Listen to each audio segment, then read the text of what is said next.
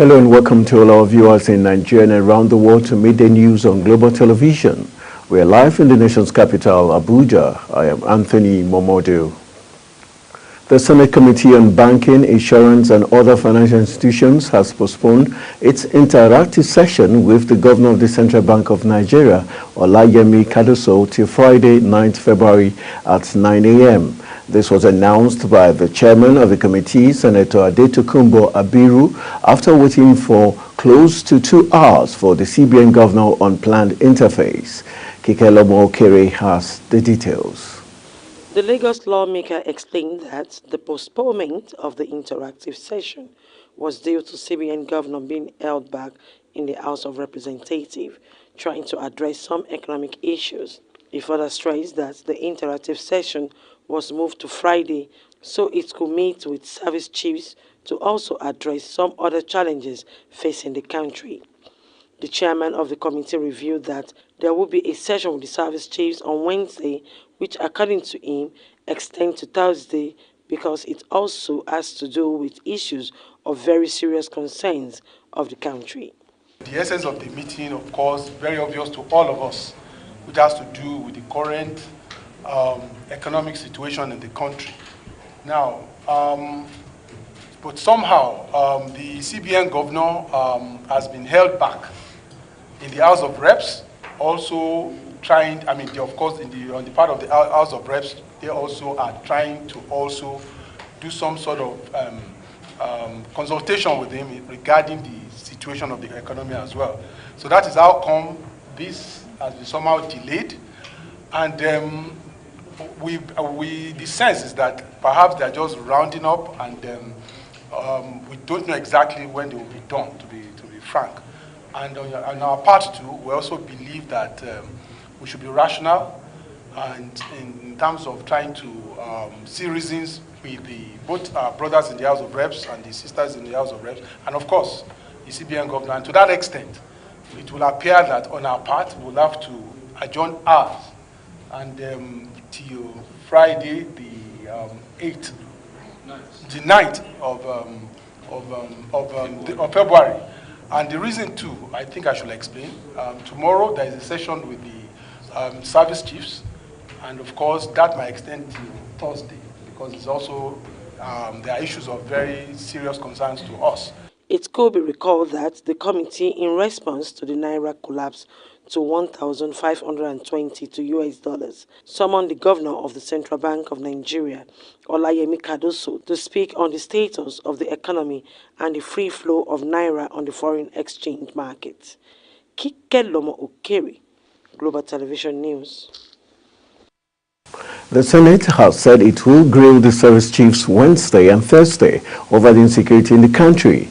This was disclosed by Senator Tokunbo Abiru while announcing the postponement of the Senate Committee on Banking, Insurance and Other Financial Institutions from Tuesday to Friday this week. Killings and kidnapping of citizens for ransom have been on the rise in recent weeks, causing panic in the land.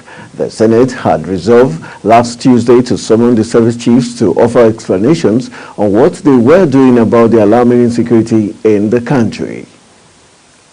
The federal government says Central Motor Registry is designed to ensure the protection of Nigerians by the Nigerian Police Force from criminals and challenges of stolen vehicles. The Permanent Secretary, Ministry of Police Affairs, Sani Guazo, stated this during a two-day stakeholders conference on improving internally generated revenue for the ministry with a theme, Strategies at Enhancing Internally Generated Revenue in Abuja.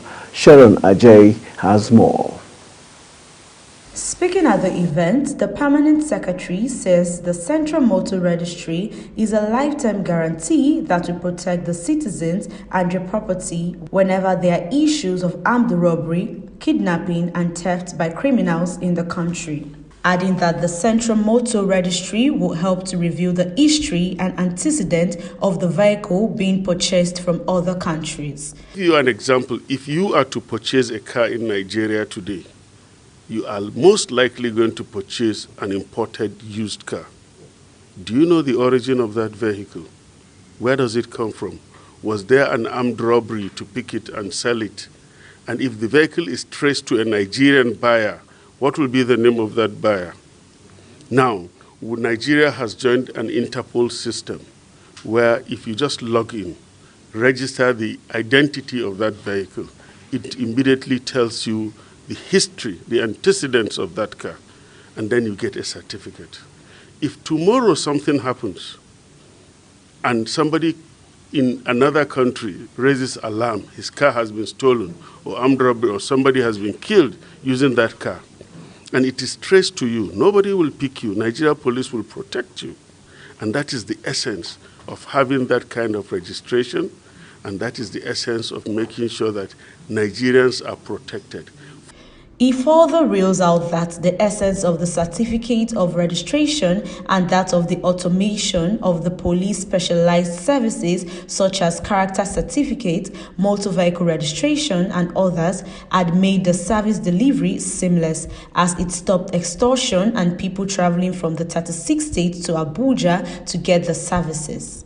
Adding that it will improve the quality of services and operation of the Nigerian police force, saying it is not peculiar to Nigeria alone, it is practiced in America and Europe. For that service to continue to flow, some token is being charged, and that is being not well understood by the general public. Is a token if you look at it, but it gives you a lifetime guarantee.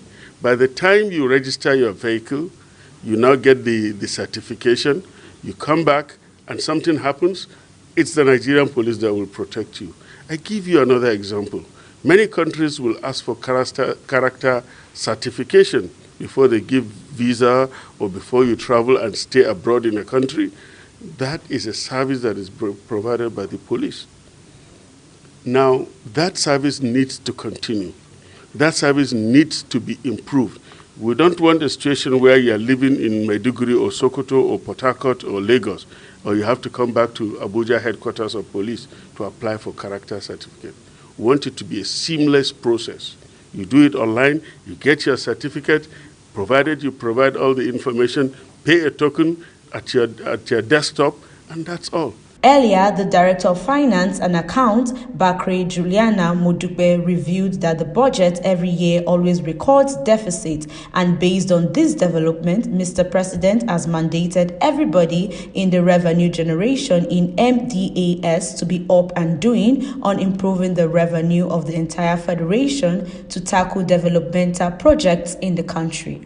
She says the program is essential to the existence of the nation, as the Minister of Police Affairs is occupying a critical position in the process of improving revenue. You know, we expect the participants to pay rapt attention so that whatever it is, there will be so many things to take home from here, and to also, you know, there's this thing called train the trainer, that when you get back to your various bases, you also devolve the information and the knowledge you have gathered to every other person there to improve everything about the nation. The conference, which was organized to acquaint the participants to improve their level of contribution to the internal general revenue and brainstorm on the challenges in it. The permanent secretary further noted that it would enable the participants to explore ways of embedding the culture of professionalism and accountability in the revenue generation activities. Sharon Ajay reporting for Global TV News. The Minister of Finance, Wale Edun, and the Minister of Budget and National Planning, Atiku Bagudu, have assured Nigerians that the high cost of living being witnessed by Nigerians is currently being addressed. The Governor of the Central Bank of Nigeria, Olayemi Kadeso, Chairman, Federal Inland Revenue Service, Zach Adedeji, joined the ministers to allay the fears of Nigerians about the current inflation. They all spoke when they appeared at the sectorial debate organized by the House of Representatives for the finance sector and stakeholders on the current cost of living at a plenary in Abuja on Tuesday. The 2023 governorship candidate of the People's Democratic Party in Ogun State, Oladipupo Adebutu, alongside 5 others, on Tuesday appeared before Justice Abiodun Akiyemi of the State High Court. Abeokuta over 7-count charge bordering on vote buying and other offences. Adebutu, during the governorship election held on March 18, 2023, was accused of inducement during the poll by security agents alongside other members of his party. He was alleged to have ordered through his bank the issuance of 200,000 preloaded ATM VAV cards with 10,000 naira and distributed the same on the day of the election across the state with the alleged intention of inducing voters. The federal government has renewed the suspension of commercial flights from Niger Republic to Nigeria and from Nigeria to the nation's northern neighboring country by the Economic Community of West African States resolution.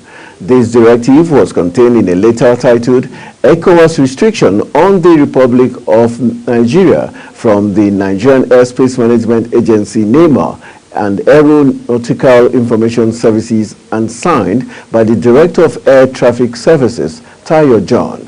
It added that these restrictions do not affect overflight aircraft through Niger airspace, aircraft in the state of emergency, and special flights. The Coordinating Minister of Health and Social Welfare, Professor Muhammad Patey, has expressed concern over the non-compliance to the Compulsory Treatment and Care for Victims of Gunshot Act 2017 in most medical facilities. Patey said gunshot victims come under the medical emergencies that require urgent attention to save the life of the patient or victim. However, a statement signed by the Director of Information, Federal Ministry of Health and Social Welfare, Patricia Dewarishe, on Tuesday noted that in recent times the society has witnessed a rise in the loss of lives as a result of the refusal of some health facility to attend to gunshot and victims of one chance who do not present police reports. The Nigerian Navy says the troops of Operation Delta Sanity have intercepted 4,036.7 barrels of crude oil and 270,600 liters of illegally refined AGO, valued at 1.05 billion naira, from oil thieves in 1 week. The Director of Naval Information, Rear Admiral Adetutum Ayovon, made this known in Abuja on the operations conducted by the Navy between January 29 and February 4th. Ayovon said the operations also led to the deactivation of 40 wooden boats, 55 illegal refining ovens, 49 reservoirs, 27 dugout pits, and 19 illegal refining sites. According to him, the various NN platforms deployed for the operation have continued to conduct aggressive patrols to combat oil theft within Nigeria's maritime environment. The Nigerian Security and Civil Defense Corps, NSCDC, in Jigawa State has arrested a 25-year-old man for alleged theft of 4 tricycles in Hadija local government area.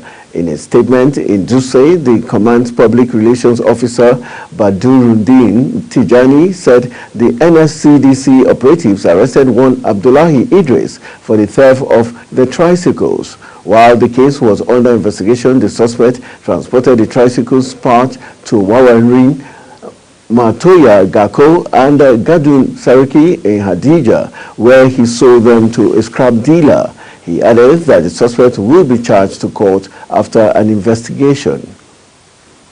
The Comptroller General of Customs, Adewale Adeniyi, have presented the service's 2024 budget to the Senate Committee on Customs at the National Assembly.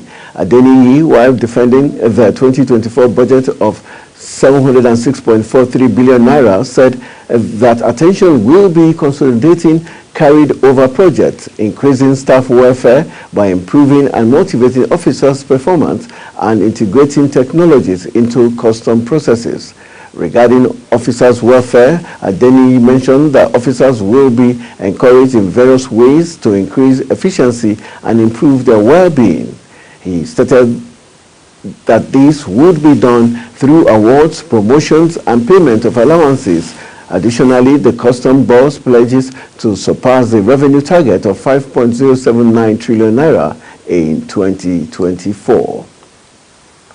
The Inspector General of Police, Kayode Agbetukun, has deployed a new Commissioner of Police, CP Ayilara Walid Adedamola to head Akwa Ibom State Command. CP Adedamola takes over from Olatoyin Durusimi, who has been elevated to the AIG Zone 2 Lagos. The new Akwa Ibom CP holds a law degree from the University of Ibadan, a Bachelor of Law from the Nigerian Law School Lagos, and a Master of Law from the University of Lagos. He added that the new CP, in his maiden meeting with senior officers of the command, assured of his readiness to operate an open-door policy for enhanced policing, warning them to maintain professionalism while performing their duties.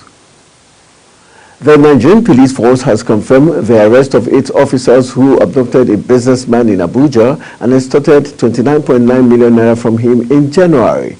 The force spokesperson, Olumuyiwa Adejobi, confirmed the development through his X handle while disclosing that the force had taken significant steps towards ensuring justice prevailed in the case. The businessman was reportedly abducted at one of his sites in Abuja by armed police officers who detained him until he transferred all the money in his bank accounts to them. Announcing the arrest of the suspects in a statement, the FCT command spokesperson SP Josephine Ade stated that one AK-47 and 350,000 naira were recovered from the suspects. The Independent National Electoral Commission (INEC) has slated a supplementary election in Taraba and a new rerun election in Enugu State for February 14. The Commission said this in a statement by Sam Olumekun, National Commissioner and Chairman, Information and Voter Education Committee in Abuja. Olumekun stated that the decision was taken by the Commission at its Tuesday regular meeting, where it deliberated, among other issues, the outcome of the Saturday rerun and by-election. The by-election was held in 9 constituencies to fill vacant seats resulting from the demise or resignation of members elected during the 2023 general election, both at the national and state houses of assembly. You're watching Midday News, coming to you live from Nigeria's capital, Abuja. We are on Star Times channel 276. Kindly follow us on all social media platforms using @Global TV NG and other handles now showing on your screen. When Midday News returns, NNPCL dismisses fear of scarcity, cites a distribution issue. The news continues shortly with details of these and more stories right after this break. Do stay with us.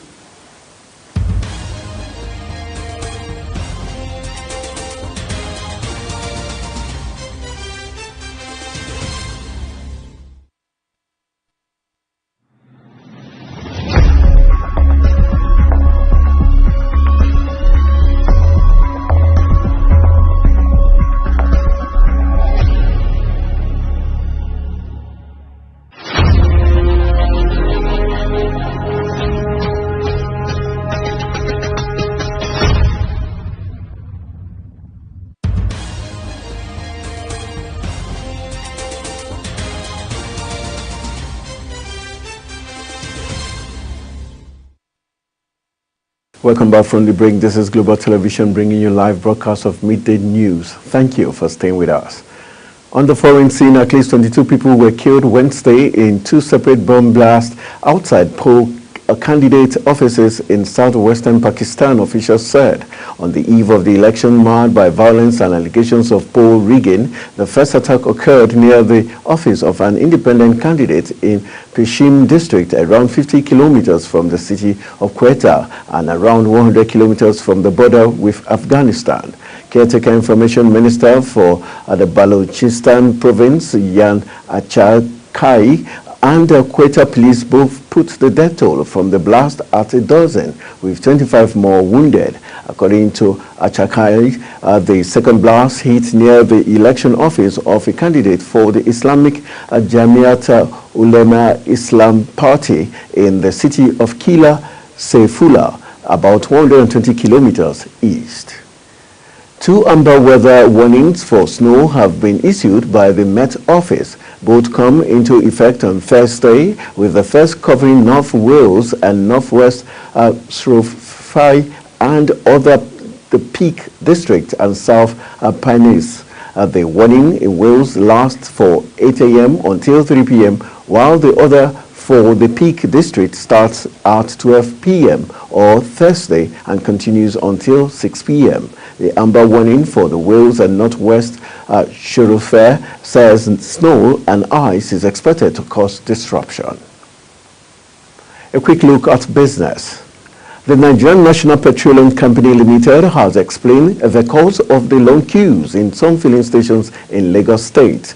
The NNPCL said the tightness was as a result of what it called brief distribution issue. The NNPCL spokesperson Femi Soneye missed insinuations of fresh fuel scarcity, disclosing that the NNPCL did not have supply issues, saying its product remained readily available. He added that the distribution issue in some areas had been resolved. The Federal Competition and Consumer Protection Commission has expressed concern over the increasing violation of its limited interim regulatory and registration framework and guidelines by the digital lenders, commonly known as loan apps. In a statement signed by the Acting Executive Vice Chairman and Chief Executive Officer Dr. Adamu Abdullahi, the Commission highlighted a surge in infractions as more Nigerians engage with various loan apps. Dr. Abdullahi announced the Commission's commitment to intensify enforcement efforts, ensuring digital lenders comply with regulations. And jumping into the exciting world of sports, South Africa head coach Hugo Broos has said his side is motivated to play against Nigeria in the semi-finals of the African Cup of Nations in Cote d'Ivoire. Broos, who stated this during a pre-match conference, said that getting to the semi-finals was motivation for them based on the country's recent performance at AFCON. The meeting between both sides goes beyond just a semi-final fixture, as the clash rekindles the rivalry between both nations on the various fronts as they look to exert supremacy on the pitch of play. This will, however, be the fourth encounter between Nigeria and South Africa in the AFCON, with the Super Eagles winning the previous 3 games with an aggregate score of 8-1. That's it on the Midday News, and it came to you live from Nigeria's capital, Abuja. We're on Star Times channel 276. Kindly follow us across all social media platforms using the Global TV NG and other handles now showing on your screen. I am Anthony Momodi saying thank you for watching. See you again.